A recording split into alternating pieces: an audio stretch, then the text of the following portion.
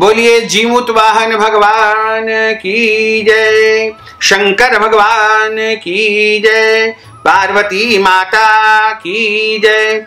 भक्तजनों, माताओं, बहनों, सादर जय श्री कृष्ण। हमारे YouTube चैनल में आप सभी का बहुत बहुत स्वागत है। मैं हूं आपके साथ आचार्य धर्मेंद्र शास्त्री। आज हम आपको जीवित पुत्रिका व्रत की जो प्राचीन कथा है वह सुनाने जा रहे हैं। इसमें चील सियारों वाली प्रमुख कथा है, इसको आप श्रवण करिएगा। और आश्विन माह के कृष्ण पक्ष की अष्टमी तिथि को जीवित पुत्रिका का व्रत किया जाता है। यह व्रत निरंतर 3 दिनों तक चलता है। सप्तमी तिथि से प्रारंभ होकर के अष्टमी तिथि और नवमी तिथि यानी 3 दिवसीय यह व्रत होता है। इसमें पहला दिन नहाय खाए का होता है जो कि सप्तमी के दिन होता है, और सप्तमी जो कि 9 सितंबर 2020 बुधवार के दिन नहाय खाए का पालन किया जाएगा। और नहाय खाए में स्नान करने के बाद पवित्र तीर्थ जल से स्नान किया जाता है। उसके पश्चात आप भोजन आदि ग्रहण कर सकते हैं। बिना नहाए कुछ भी नहीं खाया जाता है। और इसमें नोनी तथा मड़वा अपने पुत्र की संख्या के अनुसार जो है उससे दूध और जल से गीला जाता है, और उसके बाद ही आपको भोजन करना होता है। तथा रात के समय चारों दिशाओं में चील और सियार के लिए भी भोजन रखा जाता है, तथा पितरों के निमित्त दक्षिण दिशा में भोजन रखा जाता है। उसके बाद ही आप भोजन ग्रहण कर सकते हैं। इसमें नोनी का साग, मड़वा, चावल, मालपुआ का उपयोग किया जाता है। 2 समय भी भोजन कर सकते हैं, इसमें कोई दोष नहीं है। और अगले दिन जो मुख्य व्रत रहेगा, जैसे मुख्य व्रत अष्टमी को किया जाता है, तो अष्टमी इस बार 10 सितंबर 2020 गुरुवार के दिन मुख्य व्रत किया जाएगा। इस दिन को निर्जला व्रत के रूप में पालन किया जाता है। लेकिन सुबह 3 बजे के पहले पहले आप स्नान कर ले तथा ब्रश आदि करके आपको मालपुआ जो आपने एक दिन पहले बनाया है उसका थोड़ा सा जो है अपनी संतान को खिलाने के बाद स्वयं ग्रहण कर ले। उसके साथ अन्य मीठी वस्तु भी आप खा सकते हैं, लेकिन ध्यान रखें नमकीन वस्तु उस समय बिल्कुल आपको नहीं खाना है। 3 बजे के बाद आप सब कुछ खाना पीना त्याग कर देंगे, और उस दिन जो है आपको पूरा निर्जला निराहार इस व्रत को पालन करना है। पूरे दिन व्रत करने के बाद जब सूर्यास्त होगा उसके बाद आपको पूजन अर्चन करना होगा। तो आप इस पूजन को अपने पूजा स्थल पर बिल्कुल मत करना। इस पूजन को अपने घर के आंगन में तुलसी जी के पास में या बाहर खुले मैदान में आप कहीं पर भी इस पूजन को आप संपन्न कर सकते हैं। पश्चिम दिशा की ओर मुख करके गिलकी के पत्ते रख करके उनके ऊपर जीतिया जो कि गले में तथा भुजा में धारण करने वाला होता है उसको रखा जाता है, और वहां पर भींगे हुए चने, चावल, मिश्री और इसके साथ ही खीरा, ककड़ी और अन्य मिठाई, फल और पूजन सामग्री वहां पर रखी जाती है। उनका पूजन करने के बाद वहां पर आपको जीमूत वाहन भगवान का पूजन करना होता है। वैसे तो कुशा के जीमूत वाहन बनाए जाते हैं, लेकिन यदि आप कुशा के नहीं बना सकते हैं तो जीमूत वाहन का चित्र वहां पर रखे, और चित्र भी नहीं है तो आप सुपारी भी वहां पर रख सकते हैं। जीमूत वाहन तथा चील और सियारिन का वहां पर पूजन अर्चन होता है, और उसके बाद जो है चील सियारों वाली कथा आपको सुनना चाहिए। तथा अगले दिन व्रत का पारणा किया जाता है। पारणा का अर्थ होता है व्रत खोलना या व्रत का समापन करना। तो इस बार व्रत का पारणा चूंकि अष्टमी तिथि समाप्त होने के बाद किया जाता है, तो नवमी तिथि जो कि 11 सितंबर को आपको व्रत का पारणा करना होगा। वैसे तो सुबह 4 बजे से अगला दिन प्रारंभ हो जाएगा, तो 4 बजे के बाद से लेकर आप व्रत का पारणा कर सकते हैं। और पारणा के समय भी नोनी का साग, मड़वा की सब्जी, चावल और मालपुआ इत्यादि का आप उपयोग कर सकते हैं। वैसे तो इस व्रत में लहसुन प्याज का भी उपयोग किया जाता है, लेकिन आप अपनी श्रद्धा, आस्था और परंपरा के अनुसार इस व्रत का पालन करें तथा इस व्रत का पारणा करें। और इसमें चील सियारों वाली कथा का भी अनिवार्य रूप से श्रवण करना चाहिए, क्योंकि यह कथा बहुत ही महत्वपूर्ण होती है। और भगवान जीमूत वाहन से प्रार्थना की जाती है कि हमारे पुत्र को लंबी आयु प्रदान करना, संतान की उन्नति हो और प्रगति हो। इसी कामना से इस व्रत की कथा का श्रवण करना चाहिए। अब हम आपको जीतिया व्रत की पौराणिक कहानी जो कि चील सियारों वाली कहानी है वह सुनाने जा रहे हैं। बोलिए शंकर भगवान की जय, पार्वती माता की जय, लक्ष्मी नारायण भगवान की जय। देवकी सुत गोविंद वासुदेव जगतपते, देहि मे तनयं कृष्ण त्वामहं शरणं गतः। सच्चिदानंद रूपाय विश्वोत्पत्त्यादि हेतवे, तापत्रय विनाशाय श्री कृष्णाय वयं नुमः। कृष्णाय वासुदेवाय हरये परमात्मने, प्रणतः क्लेशनाशाय गोविंदाय नमो नमः। नर्मदा नदी के पास में एक नगर था। उस नगर का नाम कंचनबटी नगर था। उस नगर के राजा का नाम मलय केतु था।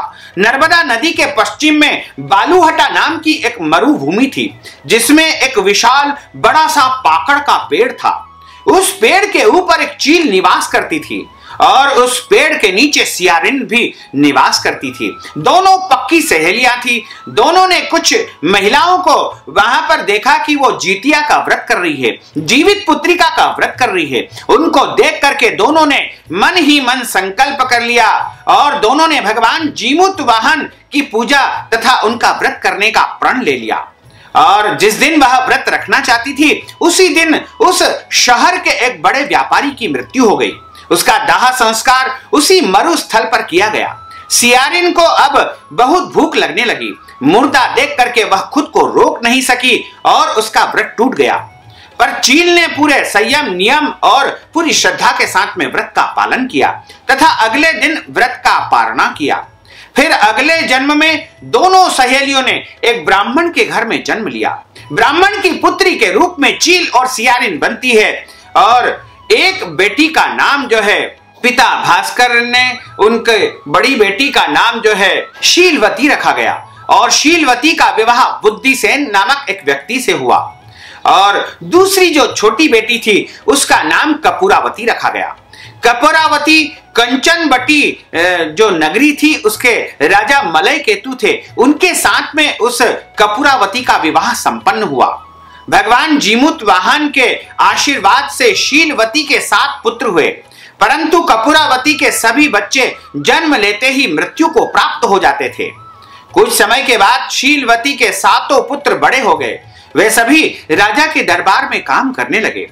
कपूरावती के मन में उन्हें देख करके ईर्ष्या उत्पन्न हो गई और उसको मन में विचार आने लगा कि मेरे यहाँ तो कोई भी संतान जीवित नहीं बच रही है और मेरी बहन के इतने बड़े बड़े बच्चे हो गए हैं। उसने राजा को कहकर सभी बेटों के सर कटवा दिए और उन्हें 7 नए बर्तन मंगवा करके उसमें रख दिए और लाल कपड़े से ढक करके शीलवती उसकी माता के पास उन 7 बच्चों के सर को भिजवा दिया गया। यह देख करके जीमूत वाहन ने मिट्टी से 7 भाइयों के सर बनाए और भगवान जीमूत वाहन ने 7 के जो मस्तक से वह धड़ से जोड़ दिए, उनके ऊपर अमृत छिड़क दिया, जिससे उनमें जान आ गई और 7 के 7 बच्चे युवक जिंदा हो गए और अपने घर को लौट आए। जो कटे सर रानी ने भेजे थे वो फल बन गए। दूसरी ओर रानी कपूरावती बुद्धिसेन के घर से सूचना पाने को व्याकुल थी। वह यह समाचार पाने को विचलित हो रही थी कि यहां से पता लगे कि उसके जो है 7 के 7 पुत्र मर चुके थे, लेकिन वो 7 पुत्र के जो कटे हुए सिर भेजे थे वह फल बन गए। दूसरी ओर रानी बड़ी चिंतित हो रही थी। काफी देर तक जब सूचना नहीं आई तो उसने जो है कपूरावती के घर जाने का निर्णय कर लिया और वह स्वयं अपनी बहन के घर गई। वहां सबको जिंदा देख करके वह सन्न रह गई। जब उसे होश आया तो बहन को सारी बातें उसने बताई। अब उसे अपनी गलती पर पछतावा हो रहा था। भगवान जीमूत वाहन की कृपा से शीलवती को पूर्व जन्म की सारी बातें याद आ गई। वह कपूरावती को लेकर उसी पाकड़ के पेड़ के पास पहुंच गई और उसने सारी बातें अपनी बहन को बताई।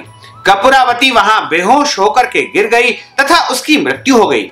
जब राजा को यह समाचार प्राप्त हुआ कि मेरी रानी का स्वर्गवास हो गया है, तो रानी का वहीं पर अंतिम संस्कार करवा दिया गया।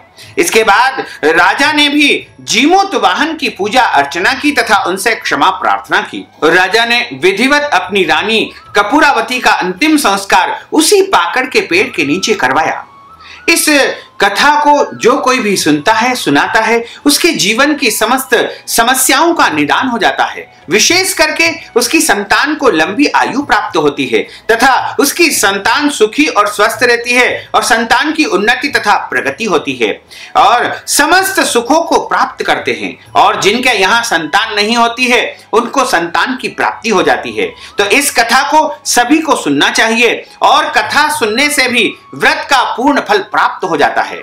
और कथा सुनने के बाद जो ब्राह्मण, जो विद्वान कथा सुनाते हैं, उनको श्रद्धा के अनुसार, अपनी आस्था के अनुसार दक्षिणा अवश्य प्रदान करना चाहिए, क्योंकि जब तक आप ब्राह्मण को, कथा सुनाने वाले को दक्षिणा नहीं देंगे तब तक आपको कथा का संपूर्ण फल प्राप्त नहीं हो पाएगा। तो यदि आप कथा सुनने की दक्षिणा प्रदान करना चाहते हैं तो आपके लिए पेटीएम, फोन पे, गूगल पे की व्यवस्था हमने कर रखी है। उसके माध्यम से आप अपनी श्रद्धा तथा आस्था के अनुसार कुछ न कुछ द्रव्य दक्षिणा अवश्य प्रदान कर सकते हैं। जीवित पुत्रिका व्रत की एक और कथा आती है। उसमें यह बताया गया है कि एक समय की बात है, महाभारत काल में अश्वत्थामा से जुड़ी हुई यह कथा है। अश्वत्थामा के जो पिता थे उनका वध हो चुका था और उनकी मृत्यु की वजह से अश्वत्थामा बहुत ही दुखी तथा क्रोधित था और उसने निश्चय कर लिया कि जिन 5 पांडवों की वजह से मेरे पिता का वध हुआ है, उनकी मृत्यु हुई है, उन 5 पांडवों का मैं वध कर दूंगा। उस तरह वह बदला लेने की इच्छा से पांडवों के शिविर में पहुंच गया। वहां 5 पांडवों के स्थान पर उसने द्रौपदी के सोए हुए 5 पुत्रों का मस्तक काट डाला और वह उनको मार करके वहां से वापिस आ गया। जब अर्जुन को इस बात का पता लगा तो उसने क्रोधित होकर के जो है अश्वत्थामा को पकड़ लाया और अश्वत्थामा को मृत्यु दंड देने का निश्चय कर लिया। क्योंकि वह ब्राह्मण था और ब्राह्मण का वध नहीं करना चाहिए। तुलसीदास जी ने रामचरितमानस में कहा है कि पूजहि विप्र सकल गुणहीना, यानी ब्राह्मण कैसा भी हो उसका पूजन हमेशा करना चाहिए, उसका कभी भी वध नहीं करना चाहिए। भगवान कृष्ण के निर्देशानुसार अर्जुन ने जो है अश्वत्थामा की मणि उसके मस्तक से निकाल ली तथा उसको जो है अपमानित करके और उसके बाल काट करके वहां से भगा दिया गया और इस तरह जो है अश्वत्थामा को मृत्यु के समान दंड प्रदान किया गया। उसके बाद अश्वत्थामा ने बदला लेने के लिए जो उत्तरा के गर्भ में जो बालक पल रहा था उसके ऊपर ब्रह्मास्त्र चला दिया और ब्रह्मास्त्र जब आ रहा था तो उत्तरा बड़ी भयभीत हो गई, परेशान हो गई और वह आंख बंद करके भगवान कृष्ण द्वारकाधीश से प्रार्थना करने लगी, हे प्रभु मुझे बचाए, मेरी रक्षा कीजिए, क्योंकि ब्रह्मास्त्र मेरे ऊपर आ रहा है और मेरे गर्भ में यह प्रवेश कर रहा है, मेरे गर्भ में बहुत मुझे कष्ट हो रहा है। तत्काल भगवान कृष्ण ने जो है उस बालक की गर्भ में सूक्ष्म रूप में जाकर के रक्षा की तथा उत्तरा को निर्देश दिया कि तुम जीवित पुत्रिका का व्रत करो और पूजन करो, इसके करने से तुम्हारे बच्चे की रक्षा तथा सुरक्षा हो जाएगी।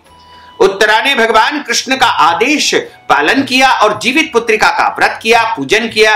इससे उत्तरा के गर्भ की रक्षा हुई और उससे एक सुंदर पुत्र का जन्म हुआ। उसी पुत्र का नाम राजा परीक्षित हुआ। तो इस प्रकार जीवित पुत्रिका की कथा का जो है श्रवण मनुष्य को करना चाहिए। जो मनुष्य इन दोनों कथाओं को सुनता है उसकी संतान की लंबी आयु होती है, संतान की उन्नति होती है तथा प्रगति होती है। बोलिए जीमुत वाहन भगवान की जय, गोपाल कृष्ण भगवान की जय, लक्ष्मी नारायण भगवान की जय। अच्युतम केशवम राम नारायणम कृष्ण दामोदरम वासुदेवम हरे श्रीधरम माधवम गोपिका वल्लभम श्री जानकी नायकम श्री रामचंद्रम भजे जानकी मनोहरम सर्वलोक नायकम श्री शंकरादि सेवितम पुण्य नाम कीर्तनम श्री राम राम राम राम राम नाम तायकम रामा कृष्ण वासुदेवा भक्ति मुक्तिदायकम रामा कृष्ण वासुदेवा भक्ति मुक्तिदायकम। बोलिए गोपाल कृष्ण भगवान की जय, श्री वृंदावन बिहारी लाल की जय, लक्ष्मी नारायण भगवान की जय, जगदम्बे मात की जय, गजानन गणपति भगवान की जय, जीमूत वाहन भगवान की जय। धर्म की जय हो, अधर्म का नाश हो, प्राणियों में सद्भावना हो, विश्व का कल्याण हो, सनातन धर्म की जय हो, गौ माता की जय हो, नगर बस्ती की जय हो, आज के आनंद की जय हो, कल के आनंद की जय हो, परसों के आनंद की जय हो, बरसों बरसों के आनंद की जय हो। ओम नमः पार्वती पते हर हर महादेव हर।